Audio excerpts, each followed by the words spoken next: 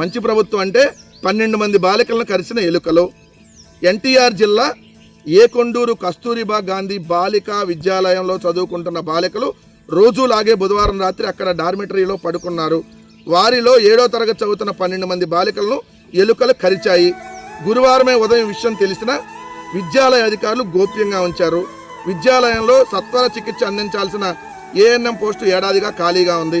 గత ఏడాది కూడా ఎలుకల సమస్య వచ్చినా ఇప్పటి వరకు కిటికీల్లోంచి ఎలుకలు లోపలికి రాకుండా చర్యలు చేపట్టలేదు.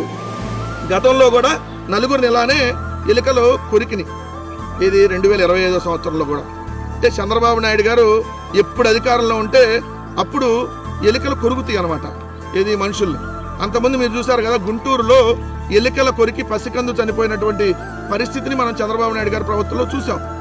మళ్ళీ మొన్నటికి మొన్న ఏలూరు మెడికల్ కాలేజీకి సంబంధించినటువంటి ఆ విద్యార్థుల హాస్టల్లో ఎలుకల కొరికి వాళ్ళ హాస్పిటల్ పాలైనటువంటి పరిస్థితి మళ్ళీ చూసాం.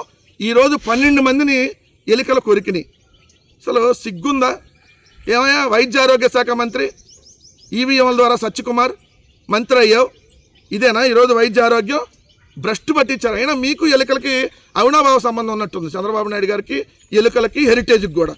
ఎందుకంటే అంతకుముందు మీ చౌటప్పల్లోని హెరిటేజ్ ప్లాంట్లో ఎలుక చచ్చిపోతే అలానే ఆ పాలను సప్లై చేశారు, జనాలు ఎలా చచ్చిపోతే ఏంటి అని చెప్పి.